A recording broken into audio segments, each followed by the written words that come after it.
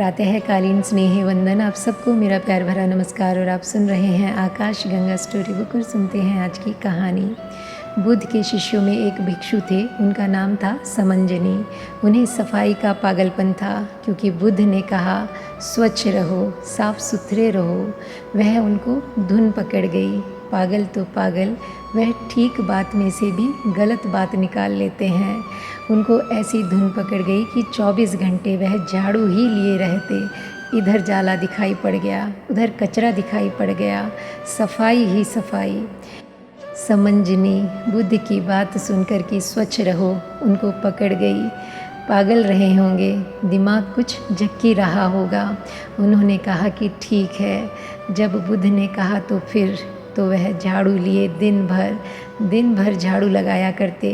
कभी यहाँ गंदा, कभी वहाँ गंदा। उन्हें मौका ही ना मिलता भीतरी सफाई का, जिसके लिए भिक्षु हुए थे, जिसके लिए संन्यास लिया था। तो एक दिन एक वृद्ध भिक्षु रेवत ने उन्हें कहा, उस भिक्षु को सदा बाहर की सफाई ही नहीं करते रहना चाहिए। बाहर की सफाई ठीक है तो कभी सुबह कर ली, सांझ कर ली, बाकी 24 घंटे यही काम, तो झाड़ू से तुम स्वर्ग नहीं पहुंच जाओगे। कुछ ध्यान भी करो, कुछ भीतर की सफाई भी करो, कुछ भीतर की झाड़ू उठाओ। कभी ध्यान किया करो, कभी शांत बैठा करो, कभी विश्राम में भीतर जाया करो। कुछ भीतर भी तो झांको, उससे ही असली सफाई होगी। भीतर कब झाड़ू मारोगे? तो उस बूढ़े फकीर ने पूछा, या कि जीवन भर ऐसे ही बिता देना है? तो बात चोट खा गई। समंजनी को बोध हुआ, होश आया। बात तो उसे हास्यास्पद लगी कि मैं क्या करता रहा। कोई 10 साल हो गए बुद्ध के पास यही काम करते करते। तो जैसे नींद टूटी, तंद्रा की जैसे एक परत आँखों से गिर गई। बाहर नहीं, जैसे भीतर की आँख अचानक खुल गई। जैसे सुबह कोई रात का सोया हुआ जागे और सपने खो जाएं।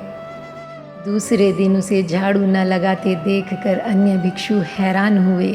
यह तो बात ही भरोसे की न थी कि समंजनी और झाड़ू ना लगाए, और दूसरे दिन देखा कि झाड़ू वगैरह उसके हाथ में भी नहीं है। तो उनको तो भरोसा ही नहीं आया, क्योंकि वह तो झाड़ू वाले ही भिक्षु की तरह प्रसिद्ध था। झाड़ू वाले बाबा। उन्होंने पूछा, आवुस समंजनी स्थविर, आज झाड़ू कहाँ है? यह आपके स्वभाव में परिवर्तन कैसा? आप होश में तो हैं, तबीयत तो ठीक है ना? कुछ बीमार इत्यादि तो नहीं हो गए हैं? यह कैसा पतन है? यह कैसा चरित्र का ह्रास है? देखो, इस जगह कूड़ा इकट्ठा हो गया है, इस जगह मकड़ी का जाला लगा है। तो लोग मजाक करने लगे। समंजनी हंसे और बोले, भंते, सोते समय में ऐसा करता था, सोते समय में ऐसा करता था, लेकिन अब जाग गया हूँ। मेरा प्रमाद गया और अप्रमाद का मुझ में उदय हुआ है। सुबह सांझ झाड़ू लगा दूंगा, उतना पर्याप्त है। शेष समय भीतर की सफाई। और ऐसा कहकर वह फिर ध्यान में लीन हो गए। तो भिक्षुओं ने यह बात जाकर बुद्ध को कही। बुद्ध ने कहा, हाँ भिक्षुओं, मेरा वह पुत्र प्रमाद के समय ऐसा करता था, लेकिन अब जाग गया है और उस व्यर्थ के विक्षिप्त व्यवहार से मुक्त हो गया है। जो पहले प्रमाद करके पीछे प्रमाद नहीं करता, वह मेघ से मुक्त चंद्रमा की भांति इस लोक को प्रकाशित करता है। तो बुद्ध ने कहा, मेरा यह पुत्र सच्चा पिता तो गुरु ही है, क्योंकि उससे आत्मा को जन्म मिलता है। बुद्ध ने कहा, मेरा यह पुत्र अब जाग गया है।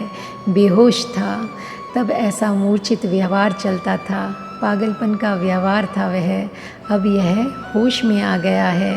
तुम जाओ, उसके पास बैठो, उसे गौर से देखो।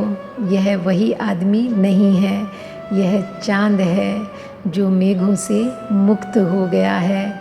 इसका प्रमाद चला गया है। और आज के लिए बस इतना ही। मिलते हैं फिर एक नई कहानी के साथ। तब तक के लिए thank you God and thank you universe.